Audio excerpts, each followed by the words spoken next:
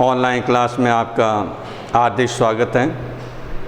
आज हम 10th class के सामाजिक विज्ञान के विषय में अध्ययन करेंगे। महाजनपद काल के महाजनपद काल क्या है कि महाजनपद काल वो काल है जिसमें उत्तरी भारत में शक्तिशाली राज्यों का निर्माण हुआ था, स्वतंत्र राज्य बने थे। जो शक्तिशाली राज्य थे और स्वतंत्र अपना अलग एक अस्तित्व बनाए थे, वो राज्य बने थे, उनको महाजनपद के नाम से जाना गया था। यानी भारत के उत्तरी भाग कुछ काफ़ी मात्रा में विस्तृत अपने अपने स्वतंत्र राज्य बने, जिसमें सरदारे कबीले सभी मिलकर अपना एक अलग ही स्वतंत्र राज्य बनाया था। उन्हीं राज्यों को, स्वतंत्र राज्यों को महाजनपद के नाम से पुकारा गया, अर्थात उनको महाजनपद कहा गया।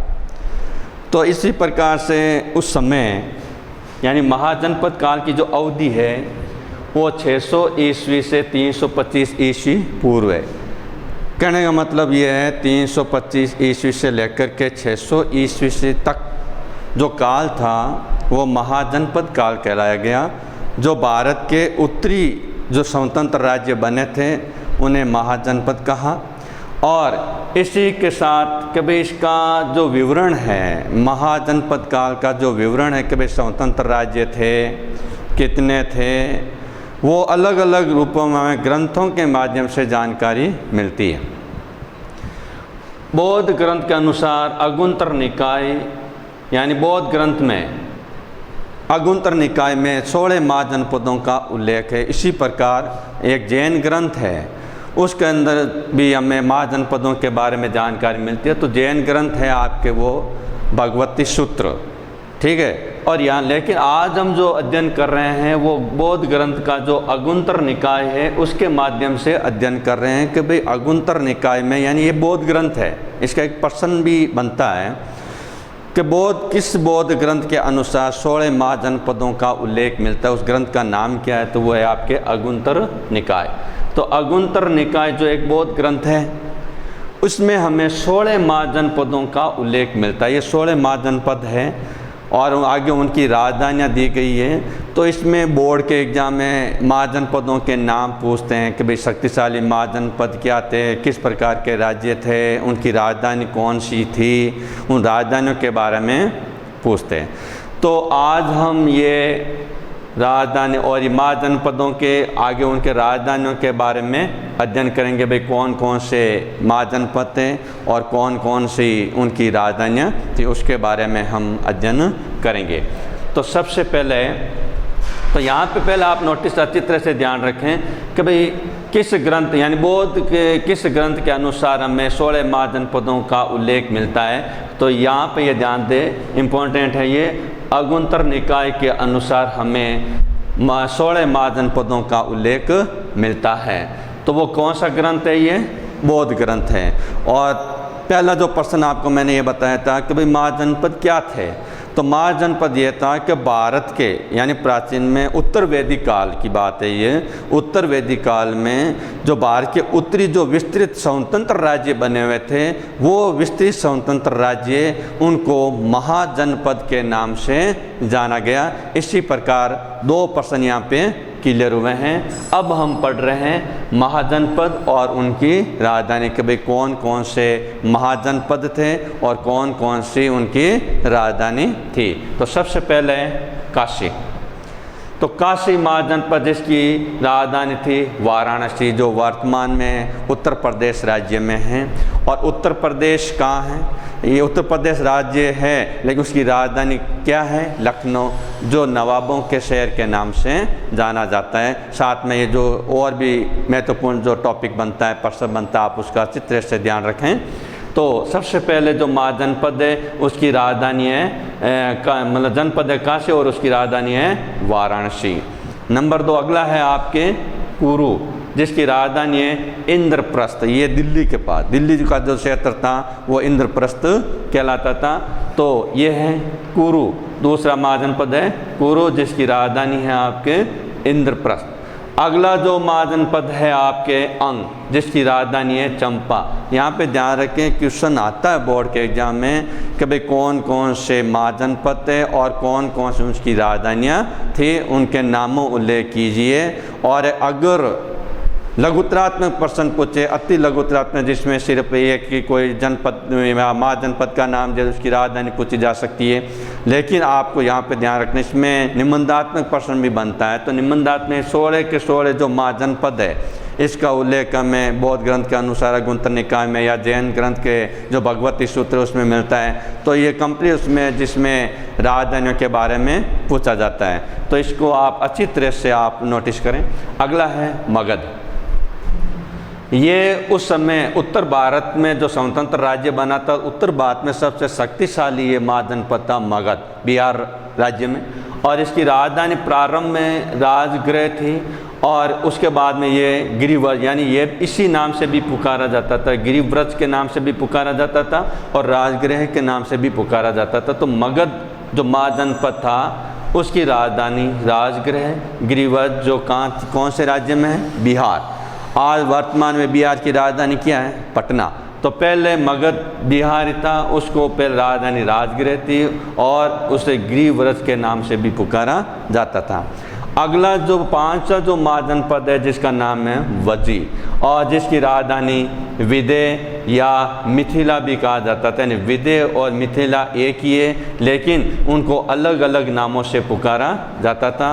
तो उसकी जो 5वां जो महाजनपद है उसका नाम है वज्जी और उसकी राजधानी विदेह और मिथिला। उसके बाद में 6वां जो महाजनपद है मल, उसकी राजधानी कुशावती और कभी कभी उसे कई ग्रंथों के अंदर कुशीनारा के बाद नाम मिलता है, अर्थात कुशीनारा भी कहा जाता है। और उनकी राजधानी कुशावती और कुशीनारा थी। 7वीं जो महाजनपद उसका नाम है चेदी और उसकी राजधानी शक्तिमती या सोतीवती भी कहा जाता है। यानी दोनों ही नाम है इसके, एक ही है, बीच में जो लाइन डाली इसका मतलब है या। इसका मतलब ये हो रहा है कि भाई यहाँ पे जो देहरी राजधानी उसको शक्तिमती के नाम से भी पुकारा जाता था और सोतीवती के नाम से भी पुकारा जाता था। तो 7वां जो महाजनपद है जिसका नाम है चेदी, उसकी राजधानी क्या थी? शक्तिमती और सोतीवती। अगला है आपके 8वां महाजनपद, वो है आपके वत्स। उसकी राजधानी थी कौशाम्बी। वत्स की राजधानी थी कौशाम्बी। नमा जो है आपके महाजनपद है वो है कौशल।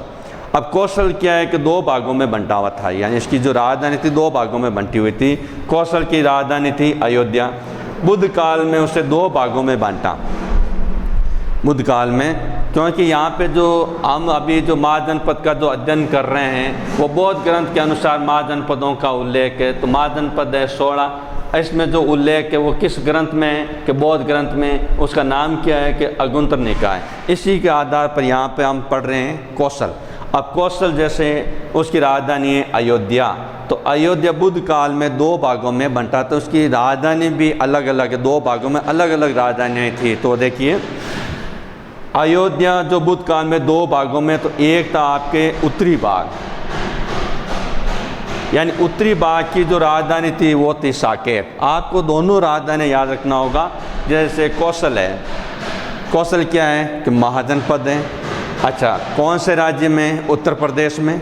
अब यहाँ पे ध्यान दें कि अयोध्या जो है वो क्या है कि उसकी राजधानी है। तो ये बुद्ध काल में क्या है कि 2 भागों में बंटी हुई थी। तो एक था उत्तरी भाग की राजधानी जिसकी राजधानी थी साकेत।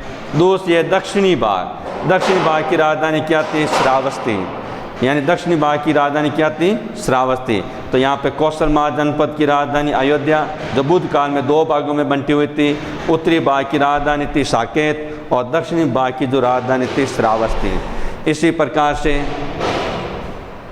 10 नंबर जो जनपद है उसका नाम है पांचाल। ये भी 2 भागों में बंटा हुआ था। पांचाल की जो राजधानी थी ये 2 भागों में थी। एक भाग जैन उत्तरी पांचाल के नाम से जाना जाता था। तो उत्तरी जो पांचाल है उसकी राजधानी थी अहिछत्र और दक्षिणी जो पांचाल था उसकी राजधानी थी काम्पिल्य। तो यहाँ पे ध्यान दें 10वां जो महाजनपद है उसका नाम है पांचाल जिसकी राजधानी 2 भागों में बंटी हुई थी।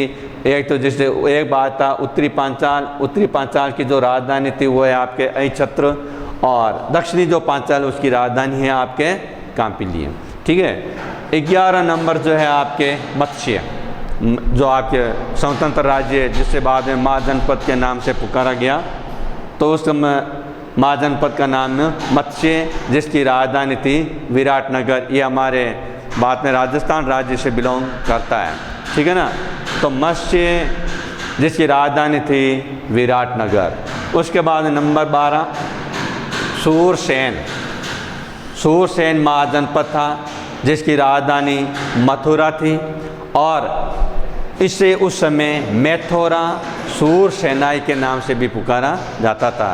यानी कि सूरसेन जो महाजनपद था, ठीक है, उसकी राजधानी क्या थी? मथुरा। लेकिन उस समय के जो लोग थे उस मथुरा को मैथोरा या सूरसेनाई के नाम से भी पुकारते थे। अब आगे नंबर 13 में अशक। ठीक है। अशक की राजधानी पोतन या पाटेली भी कहा जाता था। अशक उसकी राजधानी पोतन या पाटेली के नाम से भी पुकारा जाता था। अब आगे 14 नंबर अवंती। अवंती महाजनपद उसकी ये भी 2 भागों में बंटा हुआ था, उत्तरी भाग और दक्षिणी भाग। अब अवंती, उत्तरी अवंती की जो राजधानी थी उज्जैनी, उत्तरी अवंती की राजधानी थी उज्जैनी, और दक्षिणी जो अवंती थी उसकी राजधानी थी महिष्मती। ये दक्षिणी भाग की बात, ये जो महाजनपद चल रहे, कुछ वहाँ पे भी उत्तरी भाग के अंदर विस्तृत महाजनपद हुए थे, स्वतंत्र राज्य हुए थे। कुछ ऐसे भी महाजनपद है जो भारत के दक्षिणी भाग में बने थे। तो ये दक्षिणी भाग के अवंती जो ये 2 भागों में महाजनपद बंटा हुआ था। एक था उत्तरी, जिसकी राजधानी, उत्तरी अवंती की राजधानी थी आपकी उज्जैनी, और दक्षिणी अवंती की राजधानी थी महिष्मती। उसके बाद नंबर 15 है गांधार। गांधार महाजनपद जिसकी राजधानी आपके थी तक्षशिला, जो वर्तमान में तक्षशिला कहाँ है? पाकिस्तान में। ठीक है ना। तो गांधार की राजधानी वो तक्षशिला, तो गांधार जो जनपद था उसकी राजधानी तक्षशिला, और 16 जो आपके महाजनपद है कंबोज, जिसकी राजधानी राजपुर या हाटक, यानी राजपुर भी था और हाटक भी था, यानी दोनों एक ही बात है। कुछ वहाँ के जो लोग थे उस समय राजपुर भी नाम पुकारते थे और हाटक के नाम से भी जाना जाता था। अब इन 16 महाजनपदों में हर स्तर में अपने एक स्वतंत्र राज्य होते थे।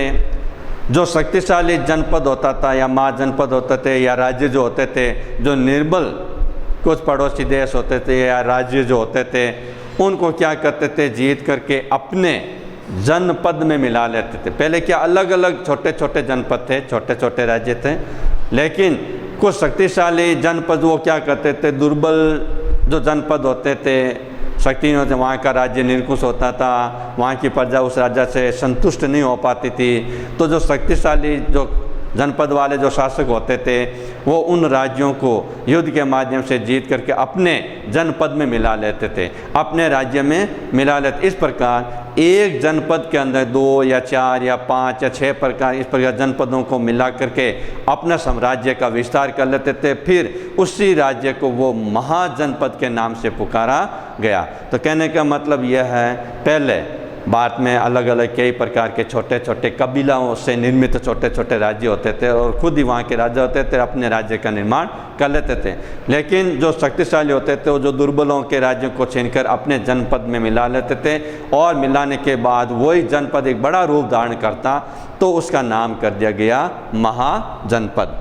तो उस समय कुछ इतने 16 महाजनपदों में कुछ शक्तिशाली भी जनपद थे। तो यहाँ पे जैसे दे रखे हैं कि शक्तिशाली राजतंत्र, क्योंकि महाजनपद काल में 2 प्रकार के राज्य होते थे। महाजनपद काल में 2 प्रकार के राज्य थे, एक होता था राजतंत्र और दूसरा होता था गणतंत्र। अब गणतंत्र और राजतंत्र में अंतर यह है, राजतंत्र में क्या सिर्फ राजाओं के द्वारा जो निर्णय आता नियंत्रण होता था, और उसका जो बड़ा पुत्र होता था वो उसके उत्तराधिकारी, यानी वंशज के आगे बढ़ते थे, और राजा का उत्तराधिकारी उससे राज्य का अधिकारी बनता था और वो राज्य का संचालन करता था। वो राजतंत्र यानी राजा के नियंत्रण होते थे। और गणतंत्र में क्या होता है कि वो ऐसा एक राज्य या उसका उत्तराधिकारी या एक जो वहाँ का अधिकारी नियुक्त करना, राजा नियुक्त करना, जो जनता के हाथ में होते थे। जनता खुद उनको चुनती थी और जनता के विचारों के माध्यम से व्यक्तियों को चुना जाता था। इस प्रकार का जो शासन था उसे कहा जाता था गणतंत्र। तो उस समय कहने का मतलब यह है कि उत्तर वैदिक काल में जब महाजनपद काल का जब समय आया तो दो प्रकार के राजतंत्र की व्यवस्थाएं थी, दो प्रकार के राज्य थे, यानी राज्य भी अलग अलग थे। दो प्रकार के राज्य थे। कैसे राज्य थे? एक राज्य वो था जो राजतंत्र के रूप से होता था, दूसरा राज्य वो होता था जो गणतंत्र के रूप में होता था। तो राजतंत्र में मैंने आपको बता दिया जो राजाओं का नियंत्रण होता था, राजा उसके ऊपर नियंत्रण करते थे, राजा के वंशज उसके उत्तराधिकारी बनते थे।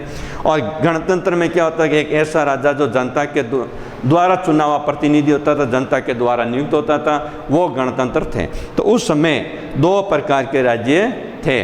कौन कौन से? राजतंत्र और गणतंत्र। तो इसका भी एक यहाँ पे प्रश्न बनता है कि महाजनपद काल में कितने प्रकार के राज्य होते थे? तो दो प्रकार के राज्य होते थे। एक राज्य होता था आपके राजतंत्र, दूसरा राज्य होता था गणतंत्र। तो यहाँ पे ये एक नंबर का प्रश्न बनता है, इसका आप अच्छी तरह से ध्यान रखें। अब दूसरा प्रश्न यहाँ पे मोस्ट और यहाँ पे बनता है कि उस समय जब महाजनपद काल का समय था, उस समय 16 महाजनपद थे।